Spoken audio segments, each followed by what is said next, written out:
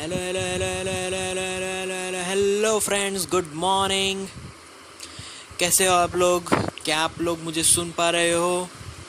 I hope you are all fine at your home and you are enjoying this way of learning from online lectures. Clear? So guys, today our topic is NCERT Standard 11 Chapter 5 5.9.1 Friction. Yes. So for friction, we earlier discussed many things about friction. हम चल पा रहे हैं, दौड़ पाते हैं या फिर कुछ रब करते हैं तो हीट एनर्जी प्रोड्यूस होती है। ये सभी फ्रिक्शन के कारण पॉसिबल है। क्लियर? तो अगर हम लोग अपनी डे टू डे लाइफ में कुछ भी मूवमेंट करते हैं, that is because of friction. Friction के कारण वो पॉसिबल होगा। क्लियर? तो इसका एकदम बेसिक से अगर उसकी टॉपिक की शुरुआत करें तो here if I am gonna take one horizontal surface. ये अब उस हॉरिजॉन्टल सरफेस पे मैंने एक लकड़े का ब्लॉक रख दिया। ओके, नाउ अब ये जो ब्लॉक है उस पर मैं राइट हैंड डायरेक्शन में एक्सटर्नल फोर्स अप्लाई कर रहा हूँ। अगर राइट हैंड साइड डायरेक्शन में एक्सटर्नल फोर्स अप्लाई करूँगा तो क्या होगा? यहाँ पर फ्रिक्शन फोर्स तुरंत लगना स्टार्ट हो जाएगा। अब फ्रिक्शन फोर्स कहाँ पे लगता है एग्जैक्ट? तो friction force always acts between the contacts. मतलब कि ये जो ब्लॉक है ना, उसकी जो डाउनवर्ड जो निचली सरफेस है और अपनी जो हॉरिजॉन्टल रोड है, हॉरिजॉन्टल पाथ है, उसकी जो ऊपरी सरफेस है, उन दोनों के बीच यहाँ पर फ्रिक्शन फोर्स लगेगा एग्जैक्टली यहाँ पर। क्लियर? क्योंकि वो दोनों ही अभी तो कांटेक्ट में है। क्लियर? तो this is contact force. Because of this contact we got frictional force, and always frictional force direction is always opposite to the force applied direction. So here our external force is in right hand side direction, it is in x direction, but frictional force is in negative direction, negative x direction. Clear? So यहाँ पर whenever force applied on any object which is lying on frictional surface, then there will be frictional force applied on it is in opposite direction. Yes, it is always in opposite direction. वो opposite direction में होने वाला force है। Clear?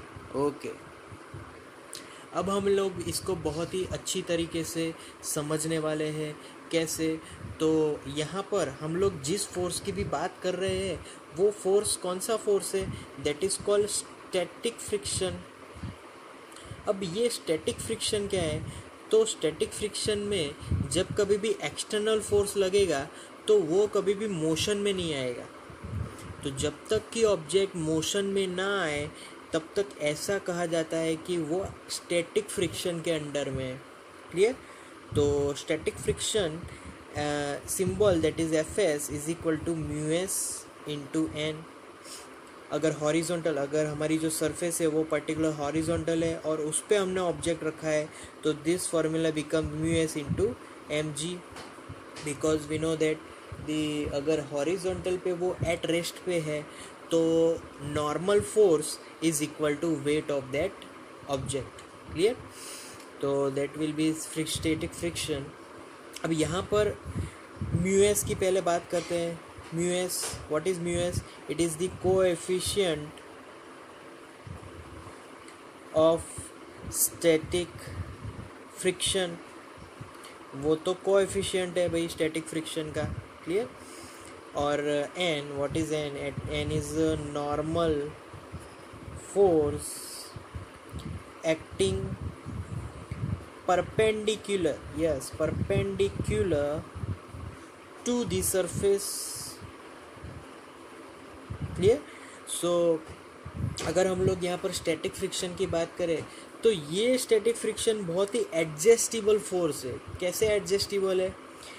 जब कभी भी अगर कोई ऑब्जेक्ट है, अगर कोई बुक है, तुम उस पर फोर्स लगाओगे तो बुक तुरंत ही मूव करना स्टार्ट नहीं होगा.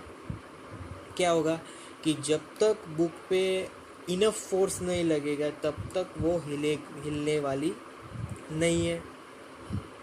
तो तुम क्या कर रहे हो?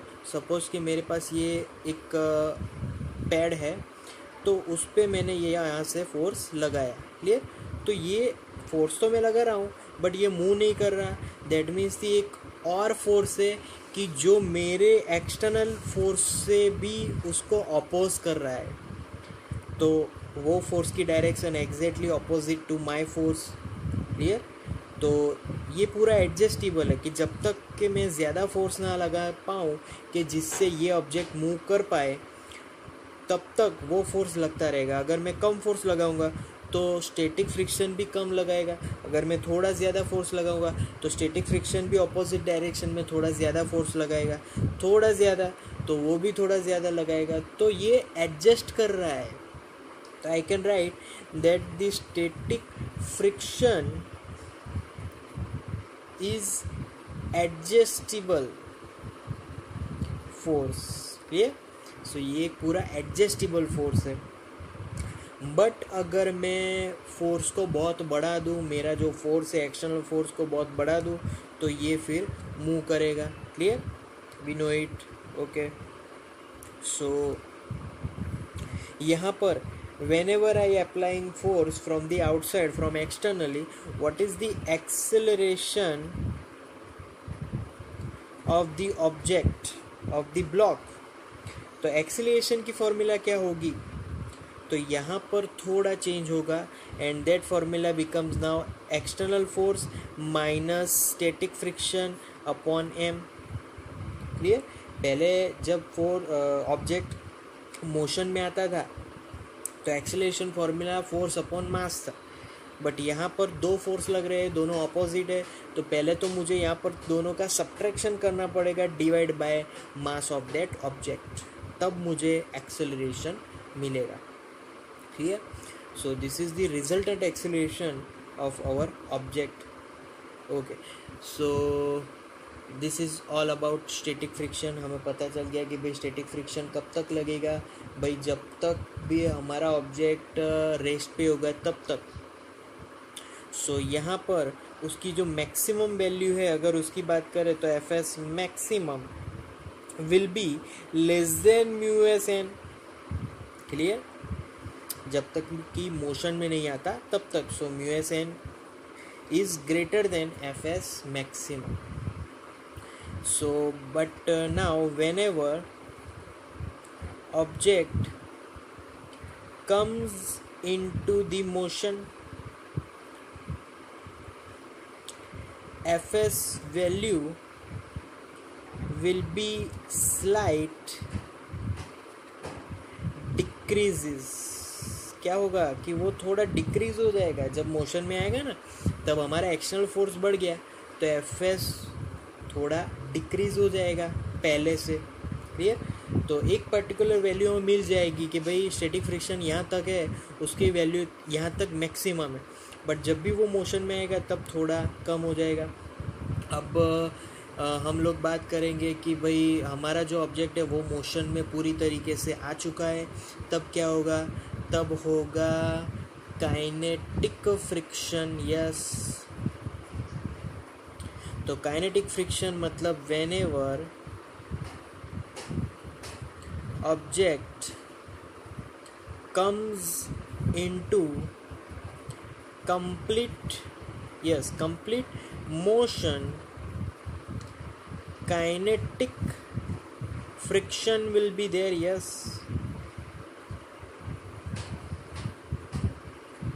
तो काइनेटिक फ्रिक्शन की बात करें So the formula is Fk and formula becomes mu k into n. Okay, clearly shows that mu k, what is mu k? Coefficient of kinetic, yes, kinetic friction, kinetic friction का वो coefficient. अब सवाल होगा कि भाई F S और F के में क्या अंतर है, क्या चेंजेस है. तो एफ के ऑलवेज तभी लगेगा कि जब हमारा ऑब्जेक्ट है, अगर मैं ऑब्जेक्ट की बात करूँ तो यहाँ पर फोर्स लगा, तो जब कभी भी वो मोशन में आएगा तब यहाँ पर एफ के मिलेगा, काइनेटिक फ्रिक्शन मिलेगा. Clear? Okay. So here F के जो काइनेटिक फ्रिक्शन है it is less than F S.